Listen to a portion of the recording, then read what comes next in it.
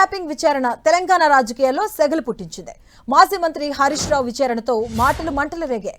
అవినీతి నుంచి డైవర్ట్ కోసమే తనకు నోటీసులు ఇచ్చి విచారించారని హరీష్ రావు ఆరోపించారు. ఎన్నిసార్లు విచారణకు పిలిచినా వస్తానన్నారు. ఇక ఫోన్ ట్యాపింగ్ కేసులో చట్టం తన పని తాను చేసుకుంటూ వెళ్తుందని కాంగ్రెస్ నేతలు అంటున్నారు. ఇటు బ్లాక్మెయిల్ కోసమే విచారణ నాటకమని బీజేపీ ఆరోపిస్తుంది.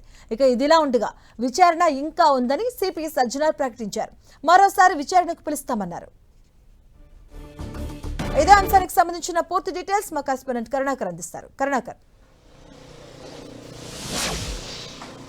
ఎస్ మాధవి, తెలంగాణలో ఫోన్ ట్యాపింగ్ కేసు అంశం రోజు రోజుకు ఇంట్రెస్టింగ్ గా మారుతున్న పరిస్థితిని మనం చూస్తున్నాం. నిన్న మాజీ మంత్రి హరీష్ రావును సిట్ చాలా సుదీర్ఘంగా విచారించిన పరిస్థితిని మనం చూస్తున్నాం. జూబ్లీహిల్స్ పోలీస్ స్టేషన్ లో సిట్ విచారణలో దాదాపు 7 గంటల పాటు విచారణలో హరీష్ రావు పాల్గొన్నారు. చాలా స్పష్టంగా ముందు నుంచి కూడా బీజేపీ అంటే బీఆర్ఎస్ నేతలు కావచ్చు, హరీష్ రావు కావచ్చు, చాలా స్పష్టంగా నిన్న విచారణ తర్వాత కూడా కేవలం కుట్రపూరిత రాజకీయాల్లో భాగంగానే ఫోన్ ట్యాపింగ్ కేసులో తనకు నోటీసులు ఇచ్చి విచారణ జరుపుతున్నారని చెప్పి హరీష్ రావు చాలా స్పష్టంగా ఆరోపించిన పరిస్థితిని మనం చూస్తున్నాం. రాజకీయంగా ఎదుర్కోలేక కాంగ్రెస్ 2 ఏళ్ల అవినీతి పాలనను ప్రశ్నిస్తున్నట్టు, అందులో ప్రధానంగా బొగ్గు గనుల విషయంలో పెద్ద ఎత్తున అవినీతి జరుగుతుందన్న బండారాన్ని బయటపెట్టిన రోజే తనకు సిట్ నోటీసులు ఇవ్వడాన్ని హరీష్ రావుతో పాటు కేటీఆర్ గుర్తు చేసిన పరిస్థితి మనం చూస్తున్నాం. సిట్ విచారణ తర్వాత హరీష్ రావు చాలా స్పష్టంగా ఈ కేసులో ఏం లేదు, చాలా ట్రాష్, ఒకవేళ ఫోన్ ట్యాపింగ్ లో విచారించాల్సి వస్తే తాను హోంమంత్రిగా పనిచేయలేదు, తనెందుకు విచారిస్తారు, గతంలో పనిచేసిన డీజీపీలను పిలిచి విచారించాలని చెప్పి కూడా సిట్టును ఎదురుదాడి చేసినట్టు కూడా హరీష్ రావు చెప్పిన పరిస్థితిని మనం చూస్తున్నాం. కేటీఆర్ కూడా ఇదే అంశాన్ని ప్రస్తావించారు. కేవలం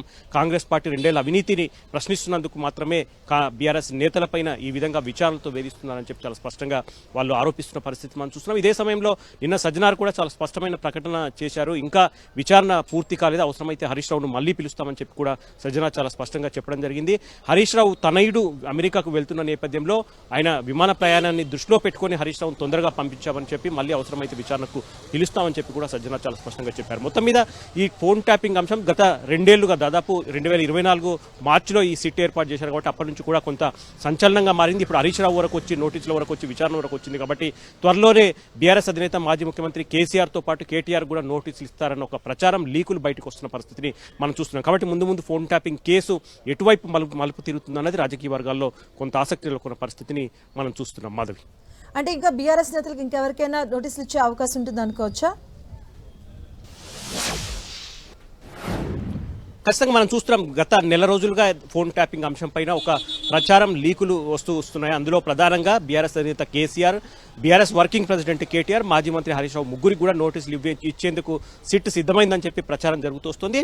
అందులో భాగంగా నిన్న హరీష్ రావుకు నోటీసులు ఇవ్వడం, హరీష్ రావు విచారణకు హాజరు కావడం జరిగిపోయింది. ఇక మిగిలింది కీలక నేతలు, గత బీఆర్ఎస్ ప్రభుత్వంలో ముఖ్యమంత్రిగా ఉన్న కేసీఆర్ కావచ్చు, అప్పుడు మంత్రిగా పనిచేసిన కేటీఆర్ కావచ్చు, వీళ్ళిద్దరికి కూడా సిట్ త్వరలోనే నోటీసులు ఇచ్చేందుకు పూర్తి స్థాయిలో గ్రౌండ్ ప్రిపేర్ చేసిందని ఒక ప్రచారం మాత్రం జరుగుతుంది. కాబట్టి నిన్న కేటీఆర్ కూడా ఇదే అంశాన్ని ప్రస్తావించారు ప్రెస్ మీట్ లో.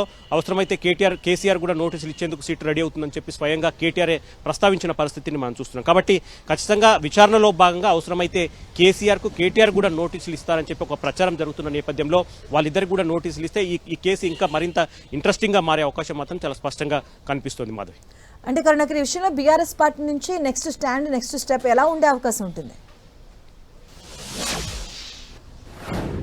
అంటే చాలా స్పష్టంగా నిన్న కేటీఆర్ కావచ్చు, హరీష్ రావు కావచ్చు, లేకపోతే మిగతా బీఆర్ఎస్ నేతలు ఫోన్ ట్యాపింగ్ అంశం కావచ్చు, మిగతా కేసులు విచారణల సందర్భంగా చాలా స్పష్టంగా కక్షపూరిత రాజకీయాల్లో భాగంగానే బీఆర్ఎస్ నేతలపై కేసులు పెట్టి ఈ విధంగా నోటీసులు జారీ చేసి విచారణలతో వేధింపులకు గురి చేస్తున్నారని చెప్పి ఆరోపించారు. ఏదైతే 6 గ్యారెంటీలు మొదలు పెడితే 2 ఏళ్ల కాంగ్రెస్ పాలనలో అవినీతి అక్రమాలు ఏవైతున్నాయో వాటన్నింటినీ ఖచ్చితంగా ప్రశ్నిస్తూనే ఉంటాం, ఇంకా పోరాటం చేస్తూనే ఉంటాం, ఇటువంటి నోటీసులకు విచారణలకు భయపడేది లేదని చెప్పి చాలా స్పష్టంగా హరీష్ రావు, కేటీఆర్ చెప్పడం జరిగింది. కాబట్టి ఇంకా ఎటువంటి కేసులైనా సరే, కాళేశ్వరం కమిషన్ నుంచి మొదలు పెడితే ఈ కార్ రేస్ కావచ్చు, గొర్రెల పంపిణీ కావచ్చు, విద్యుత్ పంపిణీలో అక్రమాలు కావచ్చు, ఇటువంటి చాలా అంశాల్లో కేసులు పెట్టి వేధిస్తున్నారు. కానీ ఈ అన్నింటినీ ఖచ్చితంగా న్యాయపరంగానే ఎదుర్కొంటామని చెప్పి బీఆర్ఎస్ పార్టీ ధీమా వ్యక్తం చేస్తున్న పరిస్థితిని మనం చూస్తున్నాం. Right, thank you Karunakar.